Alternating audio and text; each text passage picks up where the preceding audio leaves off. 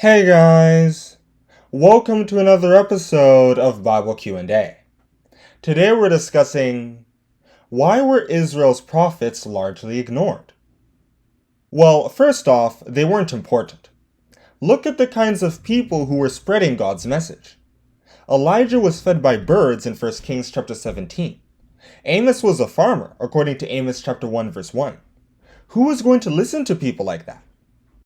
Social media has allowed ordinary people to make a lot of changes in the world, but that's because many people who believe in the same thing unite and force the government to hear their demands.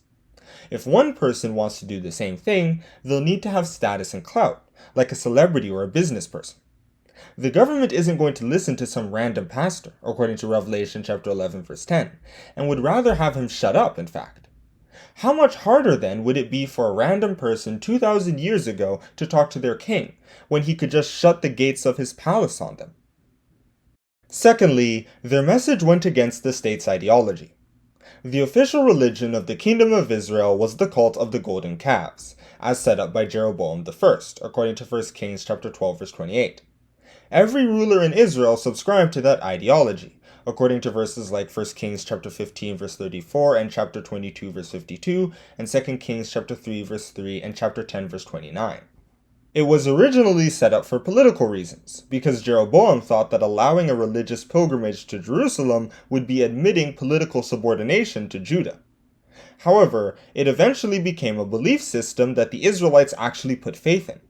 For example, when a similar cult developed in Judah, according to Jeremiah chapter 44 verses 17 to 25, people started ascribing their successes to it and their failures to God.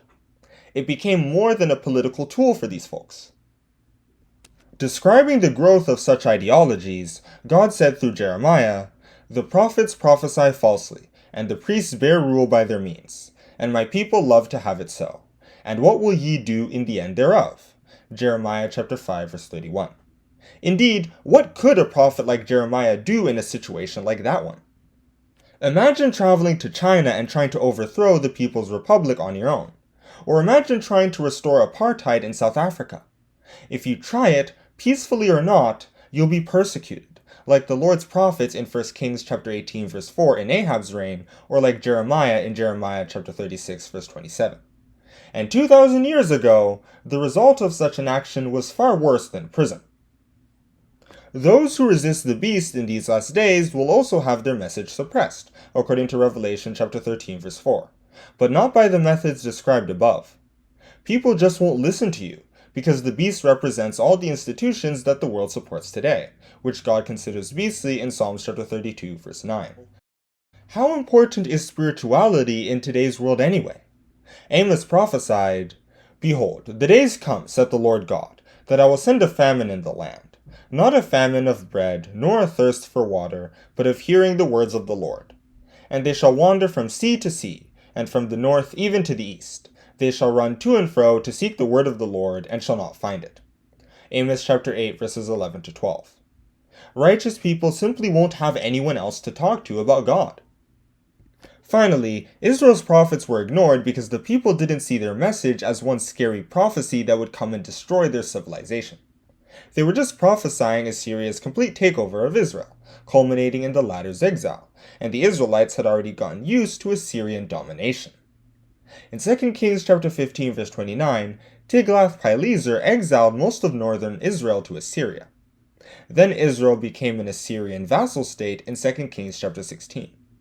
For the Israelites at that time, their prophecies were nothing more than Assyria completing what they had already started a few decades ago. God, surprised, described Israel's decline in cataclysmic terms in Amos chapter 4 verses 6 to 13, wondering why Israel didn't return to him. But the Israelites just got used to their suffering and enjoyed what Assyria had to offer them, according to Isaiah chapter 22 verses 12 to 14. In Judah, many exiled Jews married Babylonian women and integrated themselves into Babylonian society, causing an early crisis in the fledgling nation, according to Ezra chapter 9.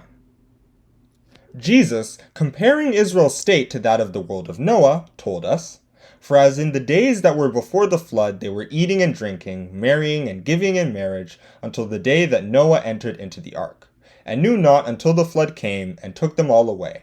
so shall also the coming of the Son of Man be. Matthew chapter 24, verses 38 to 39.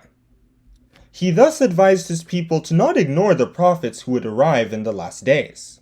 He asked them to watch for the signs he gave at the beginning of Matthew chapter 24, so that they wouldn't be caught by the spiritual flood that Satan would send in the last days, according to Revelation chapter 12, verse 15. With one of his famous parables, he told us, "But know this, that if the good man of the house had known in what watch the thief would come, he would have watched, and would not have suffered his house to be broken up. Therefore be ye also ready, for in such an hour as ye think not, the Son of Man cometh." Matthew chapter 24, verses 43 to 44. And that is where I'm going to stop with this Bible Q&A. Why were Israel's prophets largely ignored? To the Israelites, they were unimportant traders prophesying a political situation they were already aware about. Thank you for listening. Don't forget to like and subscribe.